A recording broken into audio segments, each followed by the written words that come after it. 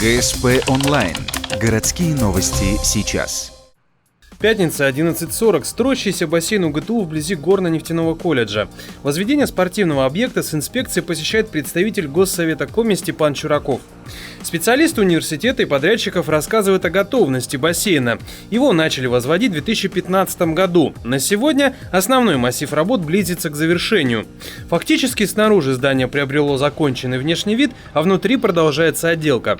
Объект важен еще и тем, что его завершение пересекается с темой городского бассейна «Юность». Я рассчитываю, что как раз этот бассейн сможет помочь закрыть на ремонт ваш городской бассейн и частично перегрузить сюда население. Думаю, что Николай Дмитриевич пойдет на это, и тот бассейн тоже будет отремонтирован и будет в более лучшем состоянии, чем он сейчас находится. На самом деле работа ведется, и еще в этом году, скорее всего, определенные финансовые средства на тот бассейн будут найдены.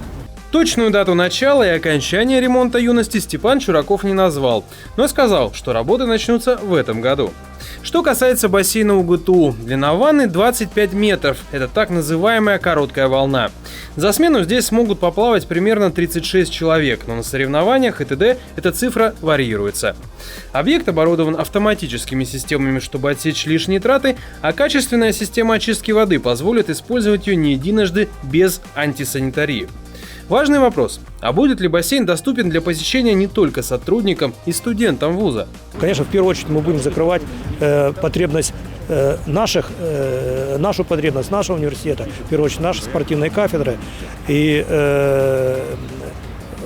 здесь будут проходить оздоровление, в том числе и наши сотрудники. Ну и теперь, что такое, мне задают вопрос про ухтинцев, про жителей города. Хорошо, студенты не жители города, сотрудники не жители города, они тоже жители города. Ну, а если у нас, скажем так, возможность, я имею в виду возможность, если будет свободное время, и мы всегда открыты, и в том числе будем предоставлять эти услуги. Какие они будут, платные, бесплатные, это другой вопрос. Бассейн планируется закончить ко Дню Республики или раньше, то есть в ближайшие несколько месяцев. Сейчас завершаются работы и ждут поставок спортивного оборудования. Сметная стоимость всего проекта 144 миллиона рублей, из них 135 федеральные, оставшиеся УГТУ.